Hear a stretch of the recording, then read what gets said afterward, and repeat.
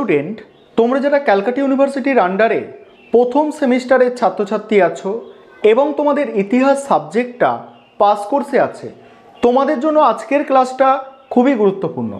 আজকের ক্লাসে তোমাদের একটা মক টেস্টের প্রশ্নপত্র নিয়ে আলোচনা করব, অর্থাৎ একটা স্যাম্পল কোয়েশ্চেন পেপার নিয়ে আলোচনা করব তোমাদের পরীক্ষায় কেমন প্রশ্ন হবে সেই নিয়ে। এই মক টেস্টের প্রশ্নপত্রে আমি যে প্রশ্নগুলো রেখেছি এগুলো মোস্ট ইম্পর্টেন্ট প্রশ্ন। আশা রাখি এই প্রশ্নপত্র থেকেই তোমরা 70 থেকে 80% প্রশ্ন পরীক্ষায় কমন পাবে। মক টেস্টের প্রশ্নপত্রটা দেখে নেবে, তার আগে যে বিষয়গুলো তোমাদের একটু বলে দেওয়ার দরকার আছে সেগুলো শুনে নাও। তোমাদের প্রশ্ন হবে 75 মার্কস, অর্থাৎ 75 নম্বরের লিখিত পরীক্ষা হবে।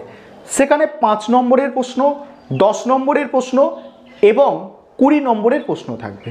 5 নম্বরের প্রশ্ন পরীক্ষায় 3টে লিখতে হবে, 6টা দেওয়া থাকবে। 10 নম্বরের প্রশ্ন পরীক্ষায় 2টো লিখতে হবে, 4টে দেওয়া থাকবে। 20 নম্বরের প্রশ্ন পরীক্ষায় 2টো লিখতে হবে, 4টে দেওয়া থাকবে। এই হচ্ছে তোমাদের পরীক্ষার প্রশ্নের প্যাটার্ন, অর্থাৎ প্রশ্নপত্র যেটা হবে তার প্যাটার্ন। এবারে তোমরা স্যাম্পল কোয়েশ্চেন পেপার অর্থাৎ মক টেস্টের প্রশ্নপত্রটা দেখে নাও এবং এখানে যে প্রশ্নগুলো দেয়া আছে সেই প্রশ্নগুলো তোমরা অতি অবশ্যই ভালো করে তৈরি করবে। এবং তোমরা যারা ভিডিওটা দেখছো তোমরা কোন কলেজে পড়ো অবশ্যই কমেন্টে জানাবে যে তোমরা কোন কলেজের ছাত্রছাত্রী, তাহলে আমি জানতে পারবো যে তোমরা কোন কলেজে পড়াশোনা করছো।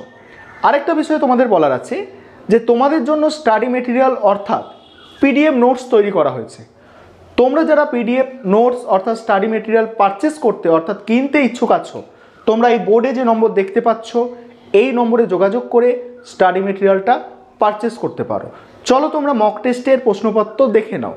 এবারে তোমরা মক টেস্টের প্রশ্নপত্রটা দেখে নাও। তোমাদের ফুল মার্কস 75 অর্থাৎ 75 নম্বরের লিখিত পরীক্ষা হবে। সেক্ষেত্রে তোমাদের 5 নম্বরের প্রশ্ন পরীক্ষায় 3টে লিখতে হবে, দেয়া থাকবে তোমাদের 6টা প্রশ্ন। ঠিক সেই একইভাবে আমিও তোমাদের এখানে 6টা প্রশ্ন দিয়েছি। দেখো এখানে যে প্রশ্নগুলো রেখেছি প্রত্যেকটা প্রশ্ন তোমাদের জন্য মোস্ট ইম্পর্টেন্ট প্রশ্ন। 1 নম্বর প্রশ্ন কি আছে, প্রাচীন ভারতের ইতিহাসের উপাদান হিসাবে মুদ্রার গুরুত্ব।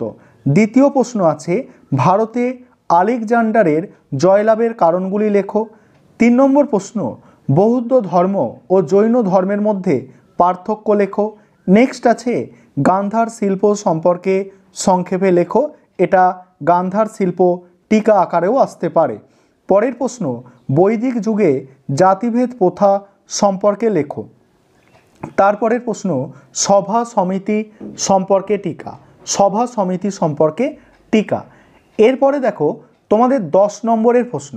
10 নম্বরের প্রশ্ন পরীক্ষায় 2টো লিখতে হবে, অর্থাৎ 2টো 10 নম্বরের প্রশ্নর অ্যান্সার করতে হবে।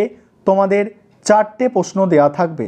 এখানে যে প্রশ্নগুলো আমি রেখেছি আবারও বলছি মোস্ট ইম্পর্টেন্ট প্রশ্ন, তোমাদের খুব গুরুত্ব সহকারে এগুলোকে তৈরি করতে হবে। এখানে যে প্রশ্নগুলো আছে দেখো, প্রথম প্রশ্ন, হরপ্পা সভ্যতার পতনের কারণ আলোচনা করো।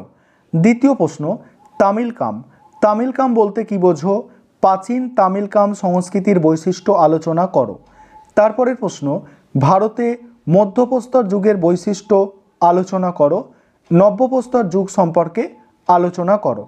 এবারে দেখো, এবারে যেগুলো আছে তোমাদের 20 নম্বরের প্রশ্ন। 20 নম্বরের প্রশ্ন পরীক্ষায় তোমাদের 2টো প্রশ্নের অ্যান্সার করতে হবে, 4টে প্রশ্ন পরীক্ষায় থাকবে। এখানে যে প্রশ্নগুলো আমি দিয়েছি দেখো 4টে প্রশ্ন দিয়েছি। প্রথম প্রশ্ন, প্রাচীন ভারতের ইতিহাস রচনায় সাহিত্যিক উপাদানের গুরুত্ব আলোচনা করো। সাহিত্যিক উপাদানের মধ্যে দেশীয় সাহিত্য, বৈদেশিক সাহিত্য দুটোই লিখতে হবে। আবার এই প্রশ্নটা ঘুরিয়ে শুধু দেশীয় সাহিত্য এটাও আসতে পারে পরীক্ষায়। পরের প্রশ্ন, হরপ্পা সভ্যতার নগর পরিকল্পনা আলোচনা করো। তারপরের প্রশ্ন কি আছে দেখো, গয়ের দাগের প্রশ্ন। গয়ের দাগের প্রশ্ন আছে, প্রাচীন ভারতের ইতিহাস পুনর্নির্মাণে প্রত্নতাত্ত্বিক উপাদানের গুরুত্ব। প্রাচীন ভারতের ইতিহাস পুনর্নির্মাণে প্রত্নতাত্ত্বিক উপাদানের গুরুত্ব।